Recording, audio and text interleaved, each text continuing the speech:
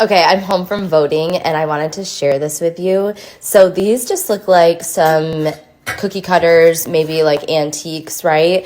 Actually, I got these from my friend Dennis, who is such a good friend of mine, and he's actually a vendor in our store. And guess where these came from? The Martha Stewart.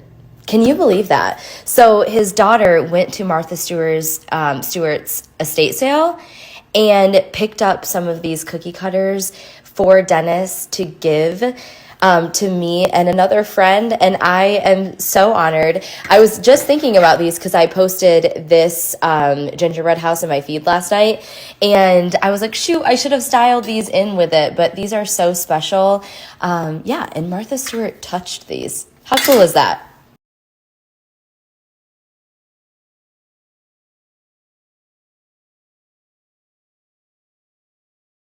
So Jose and I have been working on projects today. I think my DIY turned out, I think. So you guys will see that in a bit. What are you doing? Doing hardware. Look at this beautiful hardware. Actually, What do you call these? it doesn't, Something bolt, right? a cremone bolt. I don't know. You know what? I'm probably pronouncing that wrong, but that's how I read it. I will link them for you guys. But you might notice like the different color, obviously. We had brass hardware in here, but they did not have these in brass on Amazon, and I couldn't afford the other ones.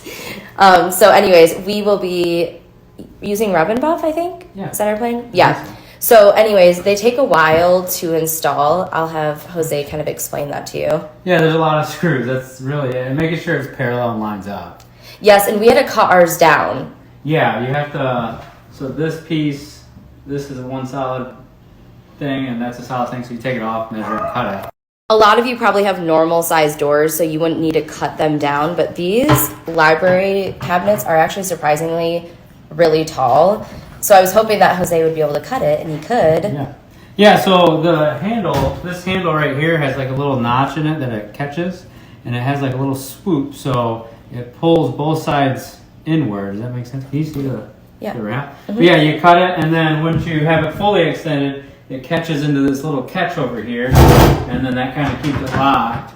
And then when you open it, it pulls out on both sides up at the top out of that catch, so you can open it, and that's how it works. Yeah, and I just Pretty easy. It's just meticulous work. Yeah, and I'm glad that you are meticulous because I am not, and that's why my DIY project really was sketchy today. I just didn't want one knob like up here. And yeah, no. And so we'll rub and buff them. I just love the detail they add in here because this room is pretty plain.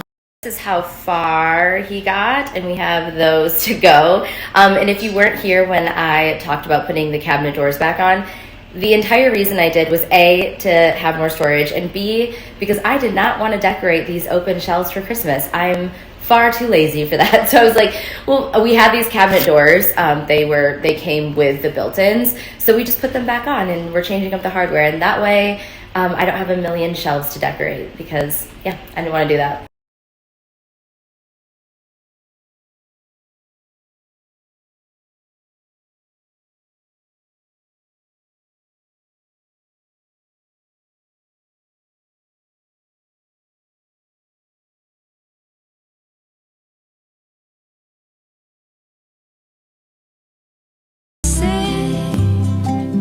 J'en ai fait des voyages, j'en ai vu d'autres plages, je les ai oubliées.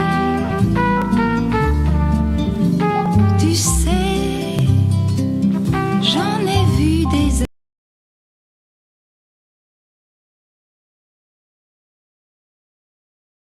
Show you how you can transform any lampshade you have. I found this one at the thrift store and I found this lamp at the thrift store separately, and I am going to make them work together in my space. Let me show you.